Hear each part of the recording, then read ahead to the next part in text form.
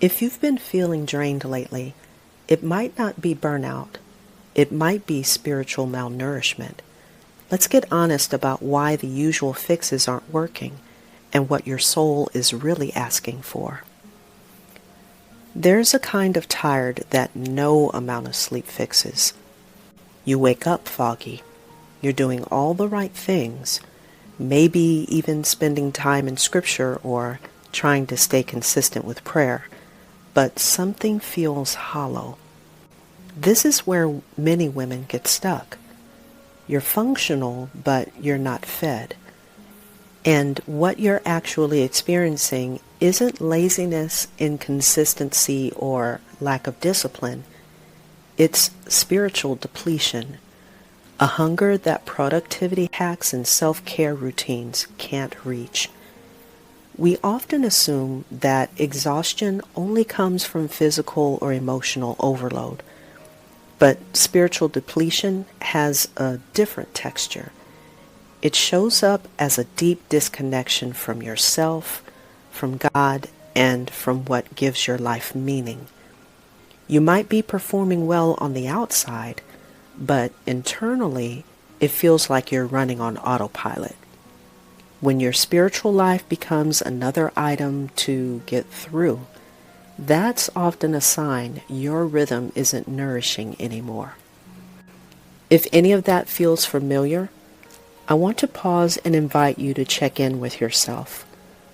What part of you feels underfed right now? And if you're willing, type the word empty in the comments, just as a way to name what's real without having to explain it all. That small act of acknowledgement might be the first step toward getting filled again. This isn't about calling you out. It's about helping you reconnect. Most women I serve aren't struggling because they lack faith. They're struggling because their spiritual habits are out of sync with their real lived experience. They're spiritually hungry, but still trying to function in a system built for output, not connection. One of the most confusing parts of spiritual malnourishment is that it often happens while you're still engaging in spiritual practices.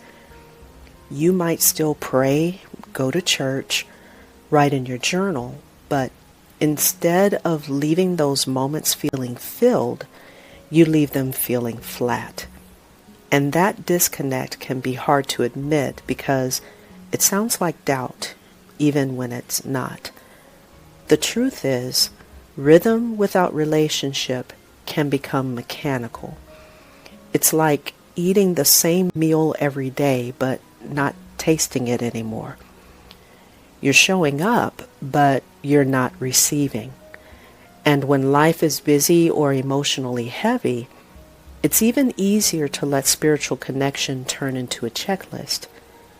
We say things like, I just need to get back on track, when really we need to pause and ask, is the track I'm on actually nourishing me? What I've seen over and over again is that burnout isn't always the result of doing too much.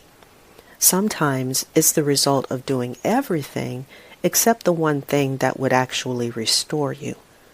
Slowing down enough to hear what God is really saying. That's not always easy, especially in a season where your responsibilities are high and your energy is low. So here's something simple to try. For the next 24 hours, don't try to fix your rhythm. Just notice it. Notice when you feel most disconnected.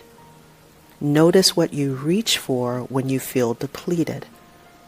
And notice whether your current habits are drawing you closer to God or further into autopilot. Awareness is the first layer of rebuilding. Without that, any structure you try to rebuild will feel hollow. Spiritual nourishment doesn't have to be dramatic. It often starts with small shifts. like giving yourself permission to bring your full emotional self into your time with God. Not just your gratitude, not just your goals, your fatigue, your doubts, your unspoken questions.